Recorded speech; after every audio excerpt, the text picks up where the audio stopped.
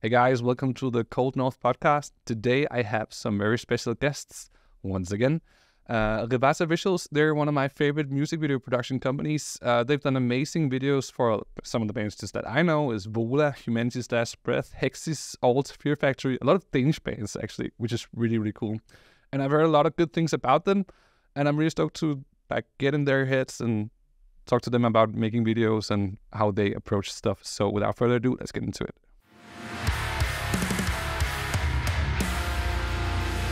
All right, guys, nice to see you. Hey, man. Oh, Can you give us an introduction of yourself? Like, what's your names and why did you start making music videos and like the whole deal? sure. My name is Tuomas and Patrik. Yeah. How we got into making music videos is we've had our own band since and bands, just doing music shit for all our lives, basically. And with Atlas, our current band, we've been doing the music videos since the beginning. And somewhere along the way, they just got good enough so that other people wanted us to do their music videos as well. So that's pretty much the story.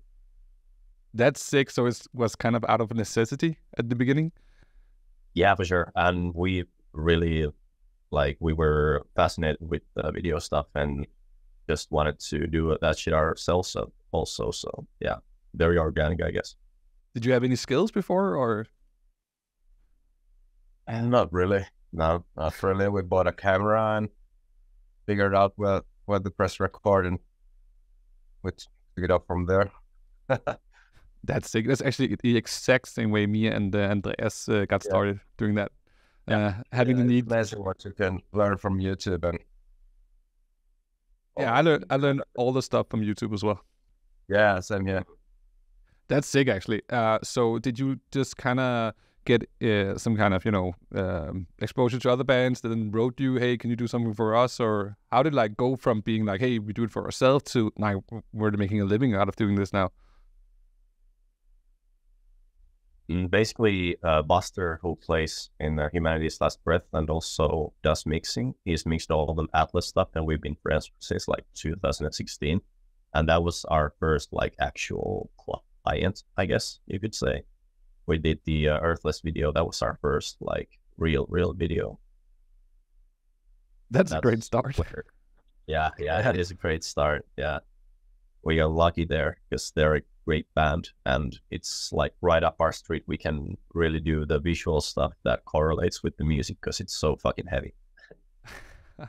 So we can do some very gory and cool stuff. That's sick. And because there's a huge thing with a lot of music video producers that I talk to is they're musicians themselves. So they have a kind of a different sense of what a music video needs to be for a metal band. When I see some music videos for people that do commercials and stuff as their primary thing is pretty different, in terms of how they edit and the whole themes and everything. Do you feel that has been also a strong suit for you, having that background? Yeah, for sure. Especially this is a pretty niche part of metal as well, what we specialize in and the bands we've been lucky enough to work with. So understanding the genre and the music goes a long way with the edits and pacing the videos and just understanding what the bands kind of want and maybe also the trends in the scene, I guess. Because we're always aware what's happening, who's making what, and stuff like that. That's sick. So are you do you just, follow a lot of artists and just check stuff out, or do you have a methodology to that? Not necessarily. We do like to watch just random music videos on the lunch break or whatever. Half of it's for entertainment, because sadly, a lot of music videos are really bad. Yeah. So, yeah. Yeah, and we do our share of Pinterest scrolling and all that stuff. Yeah, for inspiration. But yeah, we're mainly just fans of the music, and we've always have been. So just keeping up with the bands is something that's natural. We just watch music videos. Every time a band we drops a single or something, we will know because we watch it anyway. So now it just helps us kind of Yeah, it's kind of a being entertained and also doing research at the same time. Can you like not critique it when you're watching, or do you like go into like an analytical mindset when you're watching stuff?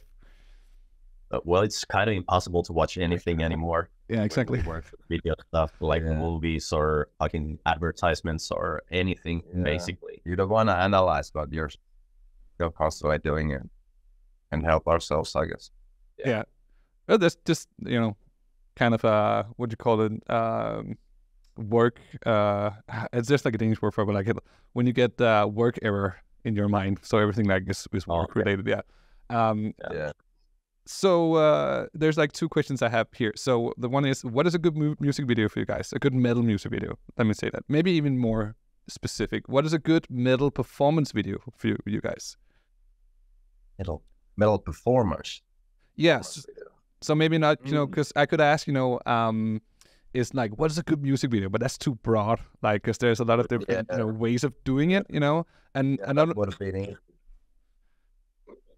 So maybe like, what is a good music video for you? Like when you watch other people's work, either be a performance video or like with a story or whatever. One that pops into mind immediately is probably what's that Allt video?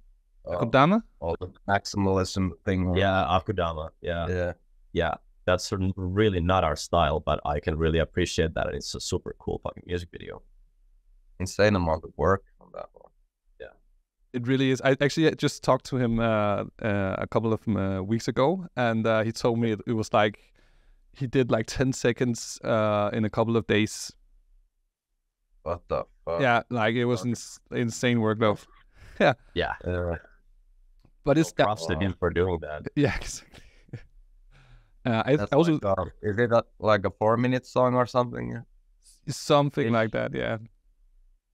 Wow. It was done during Corona, and then he had like a deadline, and then everything got pushed, and so he just kept on adding stuff, and you can tell in the video because it's just well, if you have the time, and sure, why not? Yeah, because you can never go too far with that style, because that's the maximalism. Like, the farther you go, the better it is. Yeah. Definitely. I want to try something fun now, just to get things started, because I can go in a lot of different ways. But I wrote down some things that if I were to make a Riivata music video, like what are some of my keywords like that I would go to, and please don't get mad. It's a bit on the nose. But let me know if like anything sticks out, and then like we can maybe dive deeper into some of it. Okay. So some keywords here: anamorphic lenses, cinematic shots, either post-apocalyptic sci-fi digital setting, or organic mysticism with some esoteric rituals, some sort, where you don't really know what's going on, but someone's doing like a ritual in some sort. Elaborate creature designs. Satin sheets, those sheets that are a bit like glossy. General use of native Scandinavian nature. Very low ground headbangs in slow motion with speed ramping. Yeah, you're both nodding. You're both nodding just for people to know. If you ever seen like a Humanity/Breath music video, it's pretty low headbangs. Single key light during a performance, like overhead on a black background. There you go. All right. Mirrored shots and some picture-in-pictures, maybe like some of the Allt stuff. And finally, blood, lots of blood. Yeah. Okay. You got it pretty much. Everything except for the anamorphic lenses was right bang on, pretty much. We'd love to use them, but we actually haven't. And some of the shots may look like that, but they're not anamorphic. Wow. So when you have black bars, is that something you do in post as, No, that's just we film with a Blackmagic 6K, and there's a 6K setting that's, I think the aspect ratio is 2:1. Yeah, 2.39. So it's a DCI scope aspect ratio. Yeah. So it's a really wide one there. Okay, so that's why. Okay. Yeah. We rarely do anything in basic HD. Some visualizer stuff maybe, but everything is pretty much. Yeah. If you want to get it in like pixels, it would be 4096 x 1716. Okay, yeah, it's a bit way too technical for I haven't delved much into those like aspect ratios there. But what it kind of means is that you get such a wide, footage that you need to get scaled down, right, to get the whole image with you, and then you get the black bars. Yeah. Because the thing is, it just looked like really what I meant was like it just looks cinematic. Like you can tell that you put some thoughts into how you compose the image and how much your depth of field, how are you like blocking things and framing stuff. All about it's all about the framing. Every shot. Yeah. Making something look cinematic, that's like the first step is to do it wide instead of the basic like 19:6. Yeah. It's just gonna look better, or like better cinematic, I guess. 16:9. Yeah. But anyway. Definitely. Yeah. And one of the like all those things I just mentioned, it's kind of what I think represents your style. When I like watch some of your music videos, and I can almost tell like, okay, it's probably these guys that made it without even knowing it, because it just had some of these elements in it. But that thing about having creature designs, I want to delve into that a bit, because it feels like that's like a thing you always have when you have some kind of story. There's usually like some kind of character involved, whether it's like a more elaborate story or it's just some kind of more symbolism stuff. How do you like approach making a concept and do like creature designs? Do you have somebody else helping you with that, or do you do yourself? Can you elaborate a bit on that whole thing? Usually it's ourselves. There might be some ideas from the band. For example, I think we did Orbit Culture's Vultures of North video, which has this kind of a Wendigo character. And that was a straight up reference from Niklas from Orbit Culture. And he wanted a character like that. So it's just up to us to make it look, I don't know, somehow different and us at that point. But then sometimes it's just like we just come up with stuff, like a witch character in the Earthless video. That's all us. And sometimes maybe some lyrics can inspire us. Like in Earthless, there's, I think the line is a voiceless choir singing. So we did like monks that have their mouths, like there's no mouth basically. There's just slits here. That's sick. So you like, so that's like so when you get a job for a music video, like what's the approach here? Like what happens next? I want to do a music video, guys. What's the process? We ask the band or the artist if they have any initial ideas, any visual references, and like we talked about, being in the metal music scene helps us a lot. So we kind of know the sphere of what we're doing. And then the specificity, yeah, that's a good word. The specifics come from the band. If they come, sometimes we just get free reign. They just have a couple of words like grimy or fast-paced or like satanic or whatever, and then we just get the ball rolling. And maybe we get like instant inspiration from the music, or maybe we do something we've seen a movie recently, or seen a music video, or seen something on Pinterest or Instagram or whatever that we like, and we just put our own spin to it. Yeah. So basically, we write a synopsis out of the video. What is the story in the video? And we'll make a mood board for you, or with some imagery and some text to describe stuff, so you get an overall idea of what we're thinking about. Definitely. Is that something that when you have a band that has like a past history of releases and music videos, do you like go more like down the route of what they've done before, or like do you prefer to like keep things like your way regardless of whatever the band has done before, or how is like your approach to that? It depends. If sometimes bands come to us and they're not really happy with the people they worked with in the past, so that's obviously we won't go the route of what they've done before. But sometimes they have a very established visual side to the band and like a brand look, I guess. So we have to stay somewhat like faithful to that. For sure. But yeah, we usually like to do our own thing. And yeah, even though there's some specific stuff coming from the band, it's still gonna look like our stuff pretty much. there have been some projects that we had to do stuff that we wouldn't necessarily do ourselves, but those are rare. Those are. What about luckily. That's great. What about your commercial stuff? You do other things in music videos, right? Not anymore, pretty much. We have done, but not too much. We've been lucky enough that we've been busy enough with the music videos.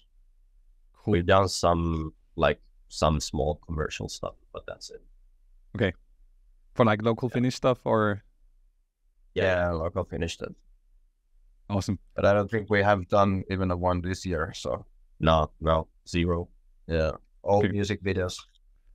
That's great. So, like, one of the things I noticed, like, you do a lot of music videos, like several music videos for the same artist, like VOLA, for example, one of my favorite Danish bands. And is it like you're kind of being a big part of their whole visual aesthetics and like the whole, presentation of them? How's that, growing up with bands been for you? Not necessarily something we think about a lot. Okay. We're just happy that they come back to us. So obviously they're happy with what we've done. And then we always want to step it up. I think these days we're more conscious of that. Just like, for example, VOLA will do all the music videos on the album. So we kind of want to know, like, what's the aesthetic here? What kind of album cover art do you have in mind? All that jazz. So it's a cohesive look. Definitely. And also, like, VOLA is not like a band that has a lot of, gory stuff in it compared to, like, let's say, Human's Last Breath, stuff like that, right? Yeah. So you are kind of like, framing things in. Yeah, never say never, though. Okay. I'm looking forward to some new singles. I haven't really gotten that much info out of I talked to the bass player. Yeah. So let's see what happens. I'm pretty stoked about that. So in general, like, I want to know a bit more, like, how did you? Because when you do let's say you do like a performance music video, I've noticed that you have a style of you doing a lot of slow motion speed ramp shots, where you're like really to the music or the beat gets like some fast movement and then like hit some kind of beat, whether like it's a snare or like a or something like that, right? Yeah, to go with the dynamics of the song. Yeah, definitely. But you also mix it in with a lot of like different angles in like real time. And what I like about that is it gives like a really nice dynamic when you just watch a performance video. But how did you like get to that kind of style, or like how do you approach like doing a performance video and making it interesting in like 3 or 4 minutes? Can you tell me about that? Good question. Yeah, I think that's something we're still learning, and I think we've started to get better at it. But the main thing is our style is pretty cinematic, which lends itself to not doing too much. So with the like initial idea of the video and the look being cinematic, that helps us a lot. So we don't have to do a bunch of different shit, but still have it be interesting within the context. So it's all pretty basic stuff that we do. The main thing is getting a good performance out of the band. For example, a band like Hexis we don't have to say anything. They just go so hard. Like they're the easiest band ever. We just have to point the camera like kind of in the right direction. It'll look good. Nice. Yeah. Or it's actually the hardest thing is to keep the person in the shot. Yeah. Because you do a lot of close-ups as well, right? Yeah. Sure. Yeah. That's one of the things. Different lenses. We use 70 for the close-ups, 35 to 18 for the wides. We have been experimenting with 11 for super wides as well. Nice. We've done 200s as well, all kinds of stuff. But different lenses create different feelings and looks, and that's also a pretty important part. Yeah. And then, like you said, the details like the big zero or an open string or something just vibrating. Just one shot within like a verse and a chorus, that's like 40 seconds of material. You just need one like little detail there, and it's way more interesting to watch. Do you like pre-plan that, or is that like like for instance, you just do a whole take in slow motion, and then afterwards in the edit, then you like find those key points, or just like pre-planned, you know? Yeah. We film most of the stuff in 60 FPS, so we have the option to slow things down. Our basic timeline setting is 24 frames per second, so we kind of always at least have the 40% go down with the speed. Oh, okay. Then we do a couple of like 120 frames per second things. Yeah. But for example, all the open strings are pretty much always like a separate take. Yeah. We can just get them to do like a Yeah. We just ask the artist to just play an open string and with a bit of movement, and also with cymbals, just do the double crashes or whatever. Yeah, we always have those takes as an extra. And if there's like details in the song, like a pig's break or something like that, we will ask them to do that, and we'll get a special angle of that, or whatever, a long high scream or whatever. Yeah. Just be mindful of what's happening in the song, and you can just like pinpoint those like big moments in the song. Yeah, shoot the details. It's important. Okay, but it's interesting that you shoot like all the normal stuff in 60, and then just have those extra, because like when you do like, you're pretty fast-paced editing in general, you know, and you don't have a lot of seconds to show slow motion footage, because it takes like a freaking long time, and when like 30 seconds, you're through a verse already, and you know, it could just be one clip if it should all be like slow motion. So that actually is a thing I might take with me, just doing that, just to have the option, because that's a cool way of doing it. Yeah, definitely do that. Yeah, and some of the slow motion are also just optical flow with DaVinci. Some of it's fake. Yeah, that's a great tool. Yeah, Hey. that's a great tool. Yeah, like the new Humanity's Last Breath songs or the videos. That's pretty much all optical flow. It's been shot in 120, but that's not enough for the really slow motion. That goes down to 20%, the 120 frames, but then it goes, I've slowed it down to about 7% with the optical flow. It's like they're almost standing still. Yeah. There's some artifacts that it doesn't look real if you know what you're looking at. Yeah, we can like see some blurry motion or stuff. Yeah, wobbling stuff. Yeah. And the hair is like kind of becoming weird because of the motion blur. Yeah. So the more details in the image, the more you like digitally slow things down, the more it's gonna like artifact stuff like that. Yeah, there's gonna be artifacts, but it doesn't really matter in that setting because we've shot it with just like silhouette lighting basically, and there's not that many details you can like pick it up from. It's only the hair or like maybe some cloth stuff. If your shirt is flapping around or something, you can see the motion blur is not natural, but that's it.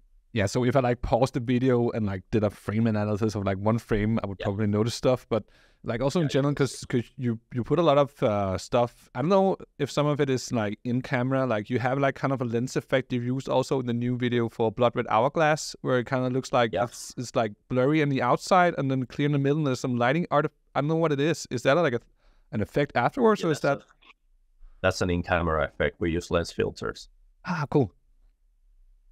That's super hard to do well in post. Yeah, because it looks so organic. Yeah, exactly. It's fucking pretty much impossible to do in post, like well. Yeah. So, but like that's some blurring you can do, but like the reflection and refraction of light that when it hits the lens is just impossible. Yeah, I would take like a shit ton of work, and it wouldn't necessarily be looking great, you know. So we don't have the time for that. No, exactly. We prefer to do things in camera pretty much always.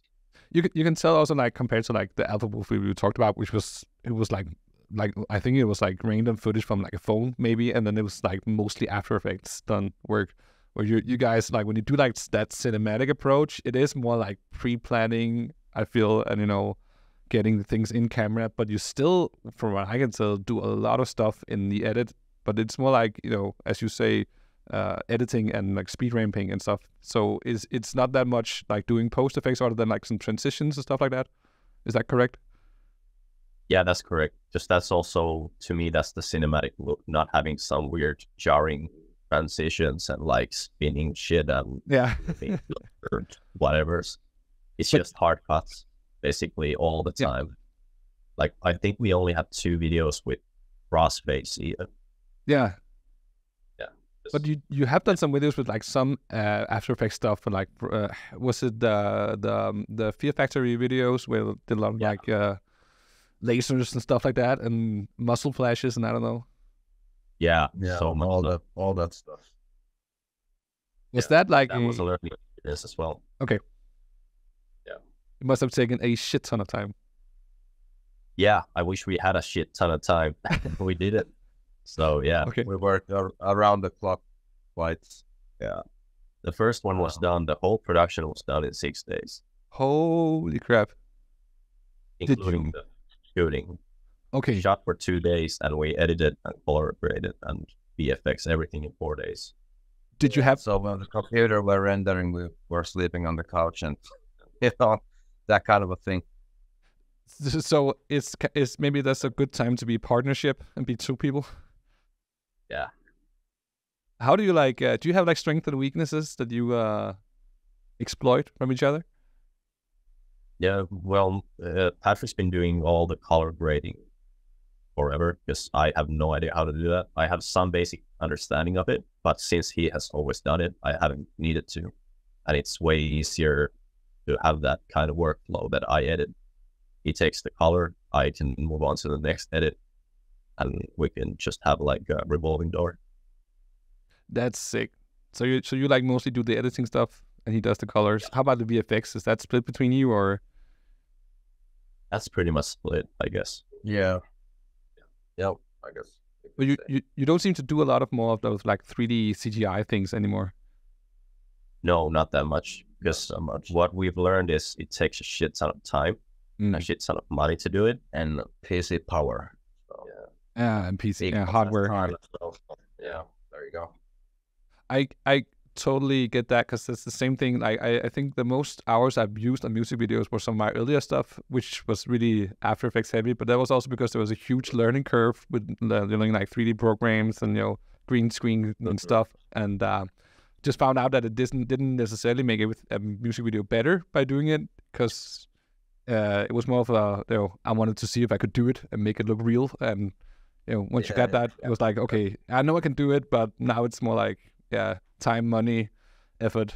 I don't think sleeping on the couch for 6 days and not sleeping is a great way of doing work. Yeah, you need to spend an insane amount of time to get things look good enough, I think. So like final questions. How are you balancing making music videos and also being in bands and schedules and times and everything, and being in a band together and also having a production company together? That's will also be spending a lot of time together. How do you balance like work and life and friendship? That's something we're trying to learn all the time. It's not easy, but somehow we make it. You make time here and there, and well, we have different kind of projects all the time, so it's impossible to see in the future on what's going on. But then we get a few days off for work, and then we do music, and it's not so well planned out yet. No, it's something we're still learning. We've been doing this for about 3 years now, and we've definitely gotten better at it, but still it's a work in progress. We both have kids as well. Cool. So yeah, that's another thing. Balancing family life. I have 2 bands. Yeah. 1 band we're sharing, and then this production company and everything. So yeah, there's not a lot of free time. Let's put it that way. Yeah, you guys are busy and you're doing great work. So that a kudo to you. I think that's really, really impressive. Thank you. And I want to thank you guys so much for talking to me. Like time's up already, but I could go on for probably quite a long time yet. So maybe I will talk to you guys some other time. Maybe we'll discuss like more in depth some of your videos. But also I hope that you come to Denmark with your band Atlas one day. And if you guys don't know Atlas, you should really check them out. It's really sick. It looks great also, of course. So Thank you. So thank you guys for We'll talking. definitely be in Denmark soon. That'll be sick. Sick. Yeah. Bye guys. Thank you so much for talking to me. See you guys later. Hey, thank you.